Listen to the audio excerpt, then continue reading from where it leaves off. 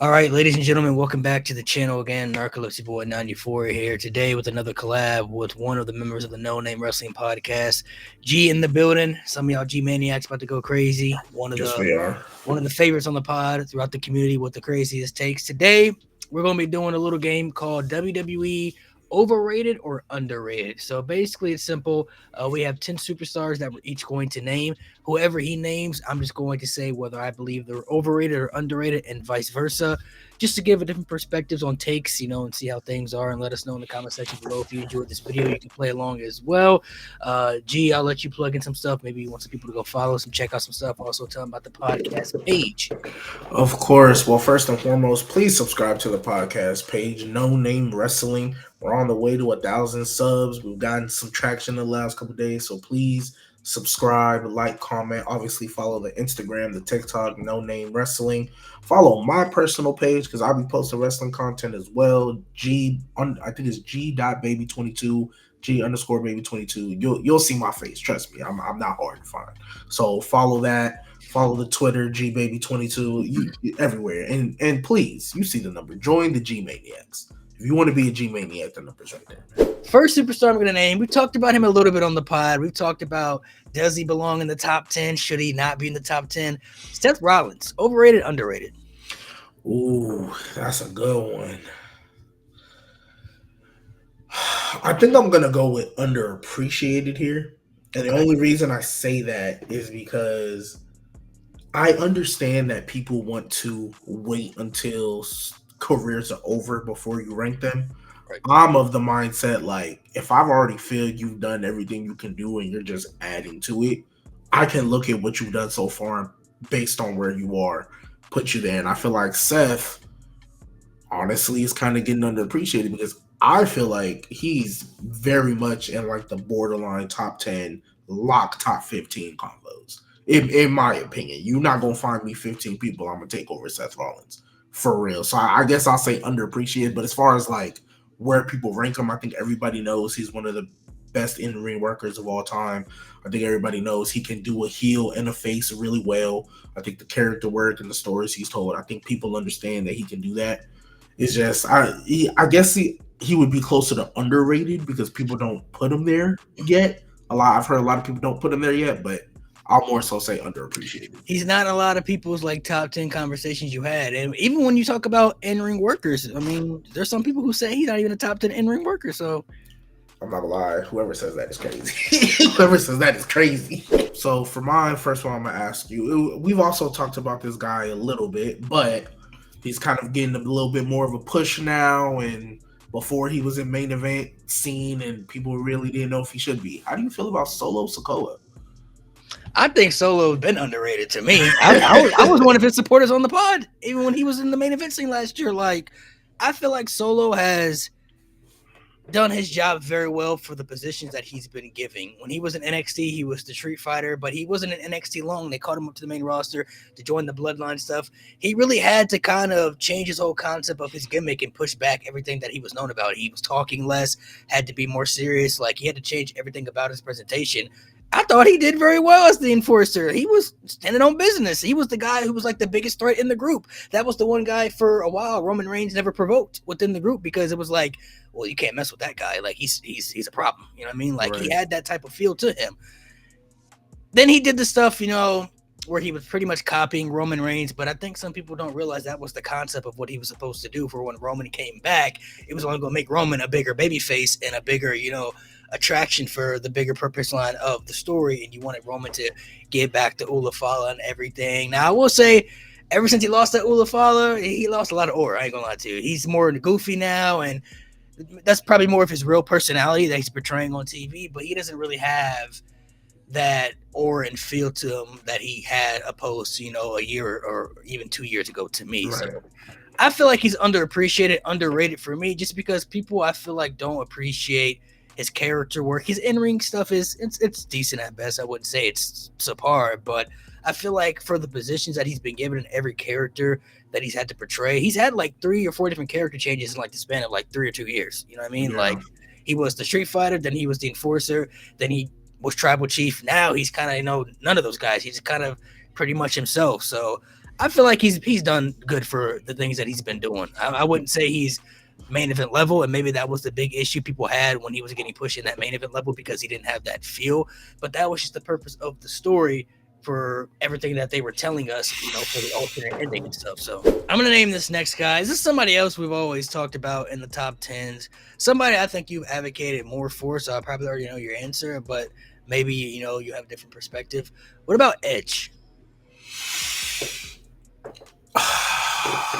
I feel like he's low key properly rated. I think a lot of people, I guess, if you want to go closer to underappreciated, because I feel like when people talk about top tens, it's always like, what about Edge? And then they gotta, ooh, yeah, let me sit back and think about it. So I feel like they'll forget about him. You feel like Edge is unanimous top 10? He should be. He should be. If he's not, then some people would think about it like, is he top 10? Because I think they forget about it, but then I think they realize, oh yeah, I have to put him in the top 10 because not only his stuff with the tag team. Yeah, I feel like with every other category that people love to talk about, Impact, he has it with the tag teams, revolutionizing the TLC, and he revolutionized Money in the Bank. So he did it as a tag team and as a single star. You talk about in-ring, I think he's a really good in-ring worker. You talk about matches and match quality, I think he gives you that. He has the tag team feuds and the single star feuds. He has the John Cena feud, and then obviously he did his stuff with RKO and the Hart and feuding with the Hardys with Christian and all that, and the Dudleys. So I feel like he gets properly rated. I mean, even in his later years, I thought he was giving you good work with Roman, and he gave you good work with Seth Rollins, and I think a lot of people maybe want to tax him for the 9 years he was gone. But like even before those 9 years, I feel like there wasn't really much, you could say to where he wasn't top 10 because he had already been doing it for what, 2 decades, a decade and a half at that point. So I feel like he's properly rated, but like you got to think about it sometimes. You know what I mean? So I'm actually gonna go to the women's side, and this one's, I really don't know how you're gonna feel because I know we've talked about her a little bit on the pod, but I want to see what you think. And these last 2 weeks, I hope it doesn't blind anybody, but Charlotte Flair. Charlotte Flair is tough. She a little overrated. She's a little overrated. Only because this is the first time we finally get to see character growth with her without chasing the championship. Right. I feel like her biggest critique for me has always been she has not been able to evolve her character aspect. She hasn't evolved since 2014. She's been literally the same since coming to the WWE. I'm the queen. I'm Charlotte Flair. I want to be the best. I'm going to the championship. Now, granted, that's pretty much revolving around a majority of the women's storylines, but they were pushing, force-feeding Charlotte in that spot for years. Like, she got 14 championships already, and she's still at the peak of her career. You know what I mean? Like, they threw her in the WrestleMania main event, where she didn't belong in that main event spot that year. It's supposed to be Becky and Ronda 1-on-1, and they threw her in that position. So I think now she's starting to get a little bit more appreciated because she's starting to have character growth, just not in the championship picture, in the main title scene. Now, when she go back to that title scene, we're going to see how people feel about it because she's going to go back to the championship scene eventually. She's going to continue to get cheered, to be determined. But I just feel like she has to show that she can evolve everything about her aspect of her character work. I feel like all the 4 horsewomen have done it besides her. You've seen other superstars do it as well. Like, she just hasn't been able to evolve in any aspect where she can show us, that she can carry stories or do anything outside of the championship picture. Her in-ring ability, I'll never critique. She's one of the best in-ring for sure. She's had some of the best women's matches we've ever seen in WWE history, point blank period. But I feel like she's a little overrated when it comes to the aspect when people put her in the GOAT conversation. I can't put her there because she's never shown me that she can evolve anything about herself to really add layers to her career and everything about herself. So I feel like, now she's in a good spot because I wasn't surprised, when she won the Rumble and people started booing her. Of course they was going to boo her. She just came back, won the Rumble. They acting like, she wasn't getting pushed for years when people didn't want her in that spot. So that wasn't shocking. But now she's starting to get a little bit more appreciated. But I do feel like that's a big part of she's not in the main title picture anymore. She got to tag herself with Alexa Bliss. It's a little bit interesting, a little bit different, something we haven't seen with her. So I feel like it's good for her. All right, this next one. Let's see how you feel about this one. What about El Grande Americano? If anything, that man is underrated. Is the greatest luchador of our generation, and people still want to hate. We have people on the podcast that still want to hate. Right? First off, undefeated. True. Ain't lost since he been here. Right? Undefeated at WrestleMania. Not Chad Gable, by the way. Yeah, not Chad Gable. Right? So, and all of y'all owe him an apology because El Grande Americano been cooking and Chad Gable ain't even been. He's injured. So a lot of y'all owe him an apology. El Grande Americano, I'm not gonna lie. People hate on the gimmick, and I don't understand why. Because it's literally a heel luchador doing lucha stuff and hasn't lost to luchadors since. Like, I think that's elite character work. I think it's funny. I think it's hilarious. I feel like sometimes people take things a little too serious. A little too serious. And the reason why I say that is because at the end of the day, as much as the moves and the wrestling itself, that's a real pain. That stuff really does hurt. We've heard people talk about it all the times. It's still a TV show. And it's still a scripted TV show.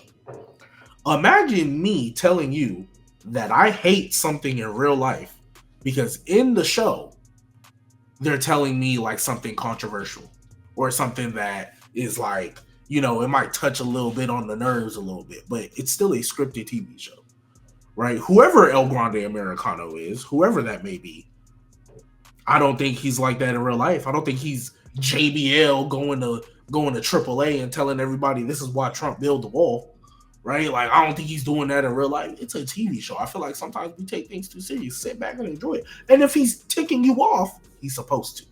That's his job. Good on him for ticking you off. I think he's very underrated.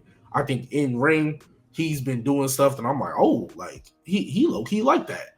And we don't really hear him cut too many promos, but I feel like when you got aura like that, you don't need to. So definitely El Grande Americano underrated for me. I ain't trying to none of that. I don't know how people gonna feel about that one, but we're gonna see. Shoot. I'm gonna ask you about another guy. We've like touched on him a little bit. He's kind of in the limelight now. But I want to know how you feel about Bronson Reed just as a package. Like, I like Bronson Reed. I think Bronson Reed got potential. He's a future world champion, world heavyweight champion. I'll say that. I think he has the embodiment of a perfect big guy, even though he doesn't have like the height, but he has the mass, the muscle behind him. The Tsunami probably is one of the most deadliest finishers in the company right now, where it's like when he hits that, you feel like, ooh, that's lethal. You know what I mean? Like that's a game changer right there. I'll say a little underrated. I feel like a lot of people still don't look at Bronson in the same light as Braun Breaker, and they shouldn't, because Braun is obviously has more potential. But I feel like, you know, a lot of people look at Braun Breaker and just look past Bronson Reed a little too much. And I'm like, nah, Bronson Reed, you got to pay attention to him too, man. Like, Bronson Reed is still somebody you got to look out for, especially if you watched him when he was in New Japan. He got a victory over Okada, you know what I'm saying, in Japan. Like, I feel like a lot of people don't pay too much attention to Bronson Reed as they should. I've always liked Bronson Reed, even when he was in NXT and stuff. I feel like they're starting to handle him in a proper way. And let's be honest, that feud he had with Braun Strowman, that shit was cooking. That little mini feud he had with Braun Strowman, that shit was fire. So I feel like Bronson Reed has a good position right now where he's going to have a bright future. Potentially, like I said, to be a world champion. He won't be like face of the company type material. But I feel like he's a little underappreciated. I don't really hear too many people talk about Bronson Reed in a high limelight. All right, next superstar I'm going to talk about. I gotta hear this one, man. Nikki Bella, overrated, underrated. Let me look in this camera when I say this. Her impact, as far as the reality shows, as far as, you know, the Total Divas and the social media impact, right? And how many people, I mean, were watching Total Divas and not watching WWE. You know, reality. I am never, ever going to disrespect that. I am never going to disrespect that. Nikki Bella got it. When it comes to on WWE television, when it comes to that in-ring, when it comes to her package as a wrestler, that woman is probably the most overrated. The most overrated? The most overrated. And let me tell you why. Because I don't know how many people elevate a certain wrestler way more than they should than they do Nikki Bella. I get it. I'm the only thing I will never take away is that she connects with the crowd. I would never take that away. That I feel like she was looked at so high because the bar was already in hell. Let's just be real. That Divas division at the time was not presented correctly. There might have been people you liked, but it was not presented correctly. They was not getting booked like that, right? I personally feel the reason we had this whole WWE Women's Evolution when Becky and Charlotte and Sasha came up, if y'all don't remember, that year prior when Nikki Bella was holding that Divas title hostage, it was low-key unbearable to watch. Team Bella just running through the women's division that was already kind of to begin with, it was unbearable. They had to make a change. I 100% believe they were like, yo, we can't keep doing this. We can't keep doing this. I'm me personally, that's just how I feel. I'm not going to speak for nobody else but me. That was like, it. Honestly, I don't feel like that was good until you had the Becky, Charlotte, and Paige team, and then Team Bad. Like that's when I feel that dynamic of Team Bella and all that stuff got interesting, right? And then you had like the turn on her sister that was like, I guess that was. I was like, I guess that put it down in the womb. That was crazy. Yeah, like whatever. In ring, I don't think she's really all that. Like she cool, but like most overrated ever though for the women. Because I don't think people like if you think of all the other women's wrestlers you could say is overrated. I don't think people prop her up because like before Becky and Charlotte and all them showed up, was she in the conversation with Trish Stratus? Was she in the conversation with Lita? Because that's where people put her. That's where people try to put her. Her fans try to put her there. And I don't think she was even on the conversation with them. So if I don't think you were in a conversation with Trish and Lita, you damn sure not in the conversation with Becky. You damn sure not in the conversation with Bianca. Because I think Becky clear won. I don't think anybody coming close. So like that's why I feel she might be one of the most overrated. Because like she was cool for her time. That little twin magic stuff, yeah, cool. Who else was doing that, right? But that Divas Division bar was already in hell, bro. Next name. This is an NXT name that I'm not gonna lie. I just knew they was gonna be either up on the main roster at this point or just doing nothing. But they're presenting her really well. She's not a transitional champion. Jacy Jayne. I know what you said about her before, so I'm asking.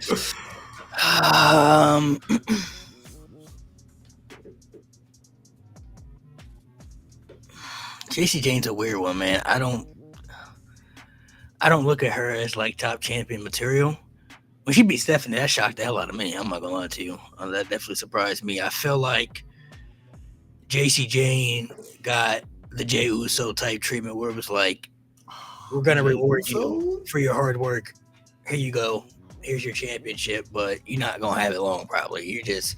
Her popularity isn't Jey Uso, but it's like more so like, hey, you've been one of the most dedicated women to the NXT roster. You toxic attraction, all that. You're hard working. You put in the work. Like you understand your spots, and you don't complain. Whatever the case may be, we're going to reward you with a top spot here. So, unless they fully sold on Jacy Jayne going like full to the top, if she wins that TNA championship tomorrow at Slammiversary, which this will come out probably after Slammiversary, but if she becomes TNA champ and NXT champ, then they pushing the overrated. They're pushing it now.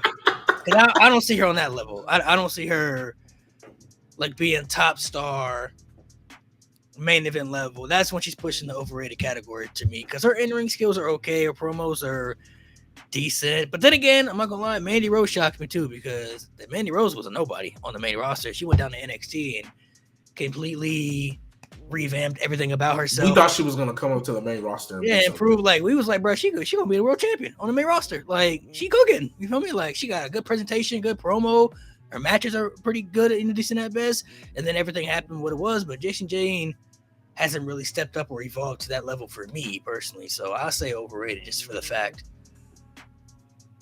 I feel like she's meant to be a short-term champion, which is fine, and I can respect them for giving her that accolade for the hard work and stuff she's put in for that women's division. But if they really full-blown going to push her and she's going to be champion for a minute. I got another woman, though. You said Nikki Bella, most overrated woman superstar maybe ever. How do you feel about Ronda Rousey, though? I think everybody realized, other than Ronda's first run, she was trash. Other than her first run, she debuted in Mania. She won the women's title. She was having great matches too. Like she even got a good match out of Natalya. Or I guess Natalya out of her, but whatever. Nia Jax. She was cooking, and this is when Nia Jax sucked. She was cooking with Sasha Banks at the Rumble. Now that little build to the Mania, that's not really on her. That's Vince because they should have just stuck 1-on-1, but they wanted to overcomplicate things. But after that first run, she was trash. She was garbage. She was literally unbearable to listen to. Like, so she wasn't even giving you quality of matches. So where's she falling into, though? It's like underrated, overrated, because you know she could be good, but then she came back. Like, I don't know how many people you can name that have come back and got worse to what they were. You know what I mean? Each time. Because she came back and beat Charlotte for that title, too. Yeah. It was just horrific. Shoot, man. I'm going to say overrated. But, like, I don't want to. But then saying underrated means, like, she's better than what she was. No. She better than Nikki Bella? No. She's not better. Well, other than that first run. She was better than Nikki Bella in that first run. So, I'm gonna take you back to NXT. Because that main event scene, other than Obafemi, is struggling. Struggling immensely. I mean, we got Jasper Troy. That's the name I'm finna ask you about because even though he just got here, he came in off the rip. And I get it. Usually when you win NXT, when you win a tournament or a show, when you win something, they put you in that title match, the world title match immediately. They are consistent. They've been doing this since Jordan Miles, right? And I was like, okay, whatever, right? Since the breakout tournament. How do you feel about Jasper Troy? Because yeah, we got Jasper Troy. If you want me to be honest, I don't really hate his presentation. I feel like he's a little underrated, if you ask me. I think his presentation is cool for what it is. I think he embodies like the big guy, the big strong guy they're looking for. You know what I mean? Now, if he keep losing, you know what I'm saying, that's really gonna hurt him because he just lost to Javon Evans. You know what I mean? So it's like if he keep losing to Obafemi is understandable, but like if he keep losing to people, he gonna fall in that Braun Strowman category where it's like, he was cool at once, but now he's just kind of there. I think he's still growing and learning, and he could progressively get better. But when I look at people like Jasper Troy, I don't expect them to have matches and do things in the ring opposed to other superstars. Their presentation is what tells me how they're going to be presented and how they're going to work in the ring. He's a dominant threat, a big guy, so he's going to do big moves. He's going to do slams. He's gonna do a majority of big guy stuff that most people may not like in this modern era, but he's probably gonna do. You're not gonna really see him do like maybe a Bronson Reed athletic tsunami or something like that. He's not gonna be that type of guy. He's gonna be I'm a strong, threat individual. I can rip your head off type dude. So I think he's been cool for what he's been presented as. I think it's a little too early to say he's overrated because we haven't seen too much yet. Like he ain't really shown too much, as far as like them wanting to push him at the high level. I mean, they did put him in an NXT championship match, but Oba really needed some challengers. And, for Jasper Troy to lose to Obafemi, that doesn't really hurt him, I feel like, because Oba is their top guy. So, this next guy, man, what about The Rock? Wow, that was going to be the last name I asked you. So, The Rock. People got big feelings about him now. This is, and I'm not even, honestly, I don't count. Even though you can count the Cena feud, The Rock was pretty much already in a spot before that, right? So, I feel like this is going to be controversial with the old heads, but the young head, the youngins, they going to know what I'm talking about. I feel like The Rock is slightly overrated. For the longest time, a lot of people had The Rock as a lock top 5. Top 5. He wasn't At one point, yes. I think it's time to recognize that there are people that are just better, right? I think, and it's okay. As you go along, people are going to pass the torch, right? And this is not even the disrespect to The Rock. I don't think The Rock does a lot of things that are bad. I know it's fun to troll him and call him that bald fraud because he messing up heel turns and messing up stories and almost took Cody's moment. I know it's fun to troll him. But if we just being objective, right? I don't think it's crazy to say that he's not top 5 no more. I don't think, but some people will act like that's like the worst thing you ever heard. That's like we said Jordan wasn't top 3. You know what I mean? And we said LeBron wasn't top 3. They be acting as that crazy, right? So I'm going to say slightly overrated because I'm not going to disrespect how important he was and how crucial he was and honestly how good he was. He was good on the mic. He was, or you could say great on the mic. He could do the baby face and the heel. Everybody loved talking about Hollywood Rock, and I think he was a really good in-ring worker, right? It's just, unfortunately, he's got passed up, and I don't think people want to recognize that. Another guy that I'm going to ask you about that, even though it's been talked about, I want to see where you feel he stands all time, where you kind of put him. Triple H. Under fucking rated. Triple H is so disrespected nowadays. It's crazy. Why people acting like this man is not a hooper is beyond me, bro. I don't understand it. I don't understand. I get the concept. He married to Stephanie McMahon, and he was married to Stephanie McMahon, still is, and maybe he got more world championships than he needed and stuff like that. Okay, you could make that argument. Maybe he wouldn't have 14 world titles if he wasn't married to Stephanie. But we gotta stop acting like he wasn't great, bro. Like Triple H is one of the best wrestlers ever in WWE history. Now, his best matches are ones with stipulations. I will say, like his most elite matches: Cactus Jack, Undertaker, Shawn Michaels. His best matches are the ones that have stipulations to it.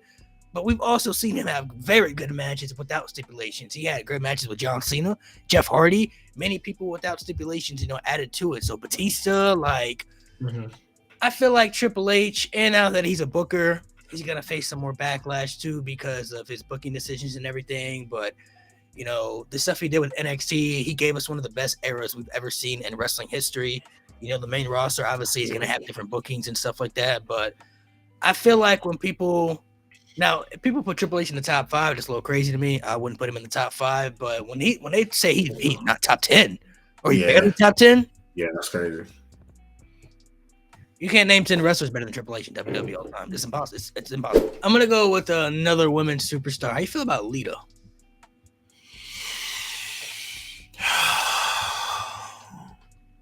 I'm going to say underrated now. And the only reason I say that is because I think people still will put Trish in high regard. But I think with the Becky elevation and Bianca and Charlotte and even Bayley, I feel like Lita's slowly but surely getting pushed down the list. And I don't think they're doing it intentionally, but because when I was thinking about my top 5, I'm not gonna lie, even me sometimes I gotta be like, oh wait, where do I want to put Lita? Yeah, I think Lita might fall that top 5, but I do feel like one thing that will forever be untouchable that she has, her impact is crazy. Yeah, for sure. And her impact is definitely up there. But I just, like I said, for me, obviously I have Becky, I have Bianca, I have Trish, I have Bayley. I would put Charlotte over her, even though Charlotte, we can talk about that 4 horsewoman stuff later. But I would probably still put them over Lita as far as a 5. And then once you kind of start getting into it, I think she's starting to get maybe a little bit surpassed by the Rheas. And, these other people. I mean, the Rhea's still gets a little tricky because we know her title reigns are trash, but but that's not her fault because they don't book her. They don't book her in good title feuds. You know what I mean? But that's where she kind of starts to get in that range where it's like, if somebody took Rhea over her, wouldn't be surprised, right? Okay. And that just goes. This is just a side note. That just goes to prove my point even more. That Nikki Bella don't need to be in these conversations. Because if Lita's falling lower down the tag, Nikki Bella not in here, but continue. This one, I don't remember what you said about it, or if you talked about it, that might have been somebody else. But they've been, I guess, trying to put her on TV a little more because Lord knows they need the debt. B-Fab. Whew. She trying. She getting a little better, man. I feel like her mic skills have always been solid. She's never been bad on the mic. Right. Her in-ring skills though, yeah, she ain't showing me much. I know she's improving and trying to get better, and maybe she needs more TV time. Maybe she needs more opportunities to have longer matches and do more things in the ring. But even with the stuff that she's done, I'm not gonna lie, she ain't really shown me much as far as like in ring that she could have a banger or put on a classic match. Like, you know, she's getting better. She's cool, but I don't think I would really say that she's underrated. I feel like if I'm gonna rank it realistically, I'd probably say just she's neutral. She's neutral. I can't say she's overrated because she hasn't been presented too much for me to say that, but I can't say she's underrated either because she hasn't been presented too much for me to say that. So I feel like she's neutral. She's trying though. I feel like she just needs maybe a bigger opportunity. Okay, so this one might be interesting. Some people definitely have mixed feelings about Jade Cargill. You know what? I'm gonna say underrated, but even though I say underrated, I think she still has a ways to go. I just think people be acting like she garbage. Yeah, that's like for example, that Oscar match, that was not on them. That was the crowd not giving a crap about it. Like, a crowd can make a match. Like, look at Evolution. You looked at the way they built that show as compared to the way that crowd was acting. It literally heightened the show. Like, if that crowd was dead, that show would have. She had 2 good matches with Naomi. Yeah, and so I feel like she's underrated in that sense because she's, you know, underappreciated and people be acting like she dog water. But in the same breath, like, I don't think I want to see her be a champion. But even though she was in the spot, I thought it was going to be okay because I just assumed Naomi was going to cash in. Now that Naomi's on the other side, which, great decision. I think this was a better decision. Either Jade Cargill loses and it's like, what do you do from here? Or she wins and she possibly has a mid-title reign. Because I don't think she's ready for that yet. Right? I don't know. And now that Naomi's on the other side, that does help fuel the Bianca heel turn that we might be getting. Because at first I was like, there's no way in hell that's going to happen. And then in Evolution, she didn't get physical. So I was like, okay, she's clearly still hurt. But now I don't know how I don't know if they're just going to have a legit winner. Or how they're going to get around that. Because the whole time I thought it was going to be a cash in. So I don't know if she's ready to be champion yet. I feel like even though she won the Naomi feud, that's really the only feud she's had. Like, that's really the only thing she's done. And I don't know if she's ready to just now start being a champion. You know what I mean? Because all the people that she's going to have to feud with, I'm not really trying to see that right now, to be honest. How you feel about Goldberg?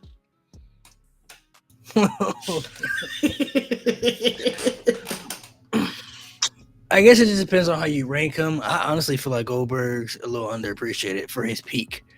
I feel like people misconstrued the Goldberg character. If you watch the Who Killed WCW documentary, they actually talk a lot about how they threw Goldberg into the fire before he really even was properly trained fully and knew what he was doing, and they were still pushing him to the highest level. And, you know, Hulk Hogan was the one who made the decision to put Goldberg over and give him the championship, but Goldberg was still progressing and learning at that time and hadn't really figured out, you know, how to figure out how to, you know, kind of evolve and understand the business aspect of this is how you do things.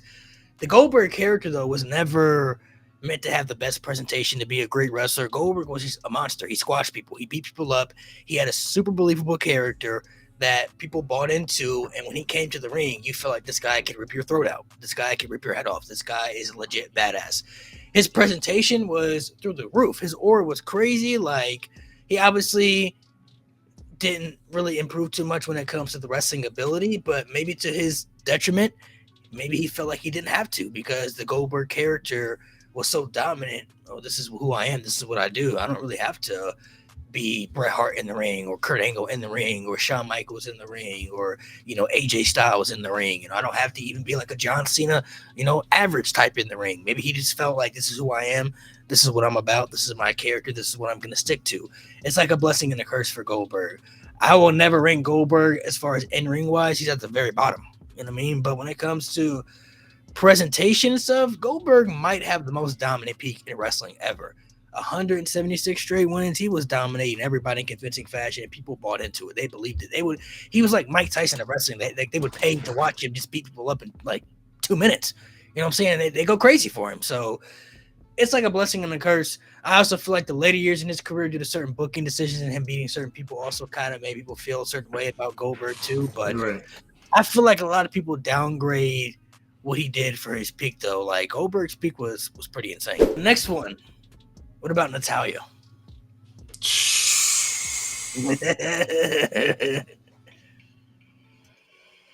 Oh boy. I think I'm gonna pull a page out of your playbook and just say neutral. Oh, I wasn't expecting you to say that. Okay. The reason why is because I think that she's gonna be nasty. Nah, I think when you look at Natalya, I think the thing that still has her like viewed in high regards, she can train. You need somebody to get a certain person ready for WWE. You send them to Natalya. She can train and she can get you ready. We've heard all the stories. We know who she's worked with. She can train, and that I will give her. She had Ronda Rousey looking like she's been doing this for years. Like, she can train. I will give her that, no doubt about it. But remember how I told you Nikki Bella was viewed high because, the bar was already in hell? Natalya was basically the same. Like, I feel like they viewed her higher in that division because the bar was already in hell. Like, I'm not going to say everything was bad. Like, she did some good stuff.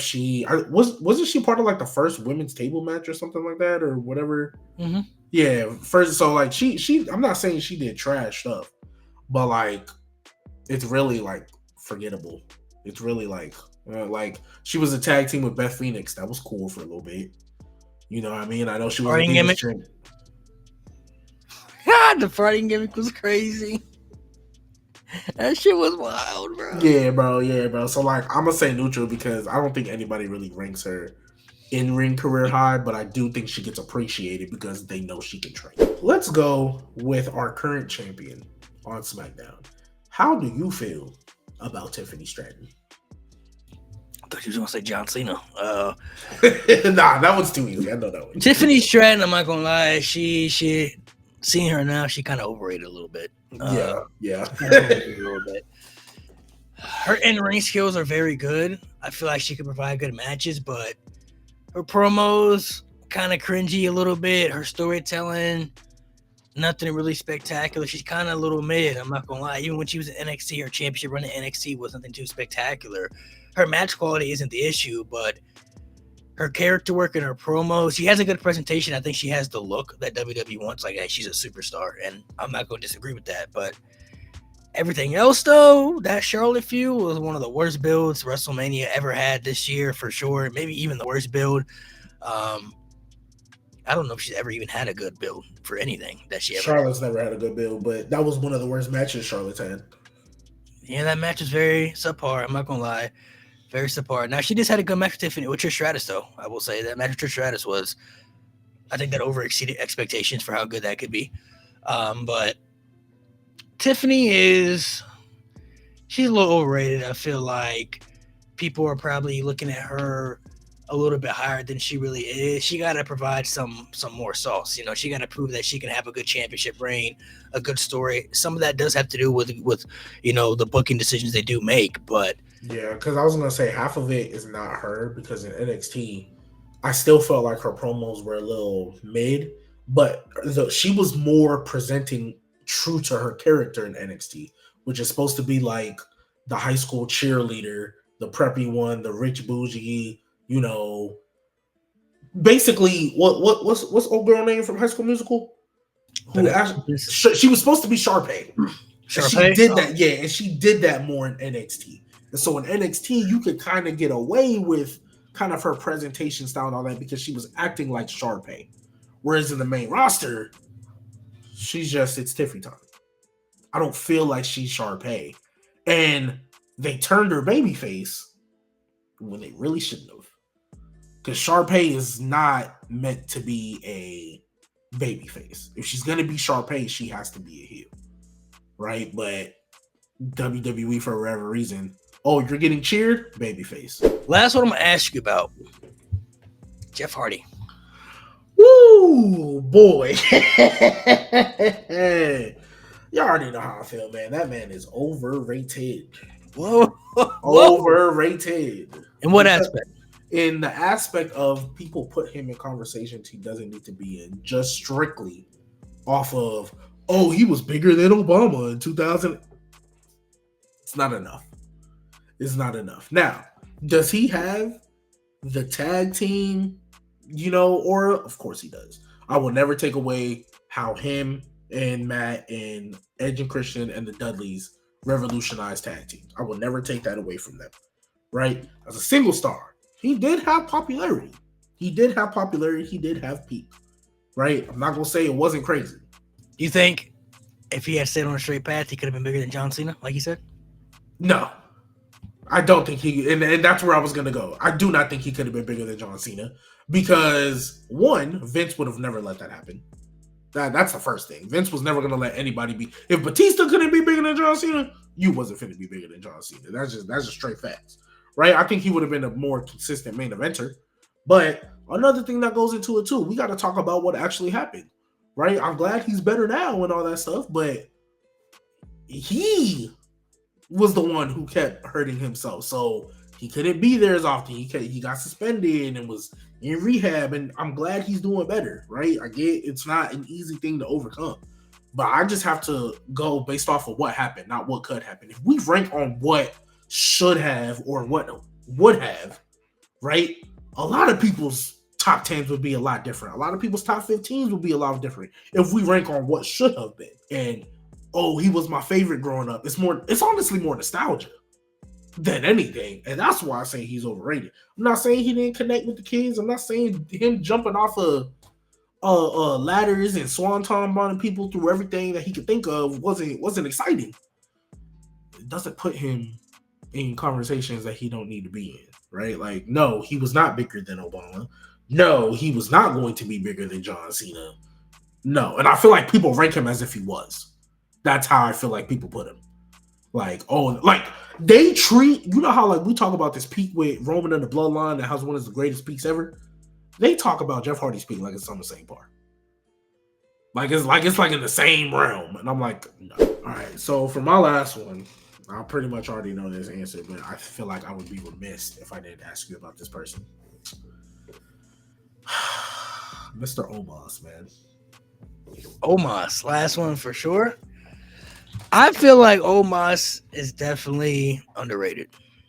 But I'm going to tell you why, though. I feel like people, they have their expectations a little bit too high when it comes to the Nigerian giant. Like, Omos is a giant, so he's going to wrestle like a giant. He's going to be presented as a giant.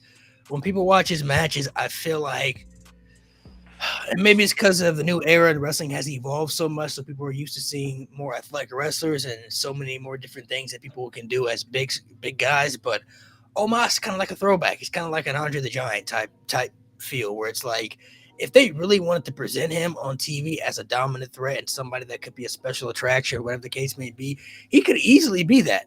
He could easily be somebody like when his music hits, you're like, oh shit, here come Omos, you know what I mean? Like when Braun Strowman had that music and that roar would come in the beginning, back in the days of his peak, you were like, oh shit, like Braun Strowman about to go. Brock Lesnar, when that guitar riff goes off in his music, you're like, oh shit, Brock Lesnar coming out, like it's about to go down, you know what I mean? Like I feel like Omos could have that feel if he has the right presentation. That's the key word though, presentation. He has to have the right presentation and the right booking behind it, because his matches probably aren't going to be show stealer matches. I mean, he did have a good match with Seth, but Seth could have a good match with anybody, I feel like. So I feel like what he's presented as should be a lot better. Like when he was losing all those matches, when he was last on TV and stuff, I'm like, bro, this could have been the opportunity to at least make him presentable on the roster, you know what I mean, as a credible threat of some sort, you know what I mean? Like, I feel like if they did more with him, they would get more layers out of him and he would have a better overall presentation on TV that would be a unique feel. Like, Gunther right now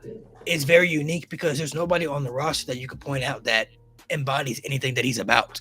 I feel like Omos could be that. He's a giant. He's going to stand out immediately because of his size. You know what I mean? So he'll instantly just be different than everybody else.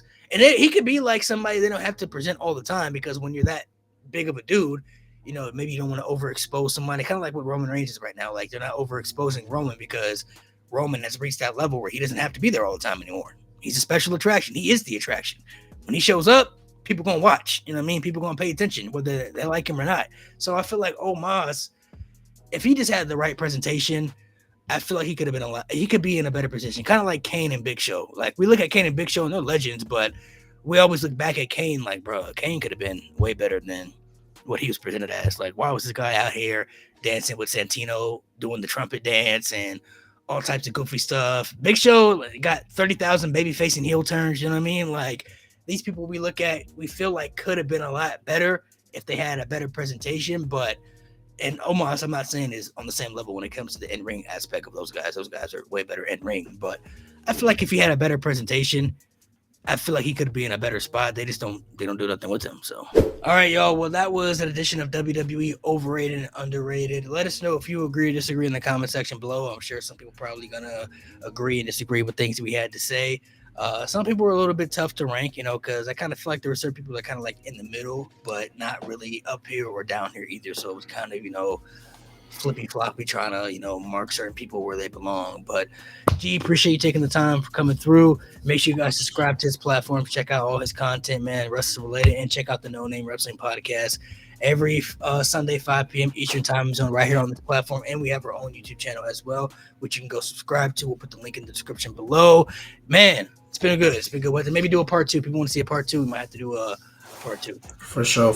Join the G Maniacs, man. Y'all want to be a G Maniac, man. It's lit over here, man. It's lit over here.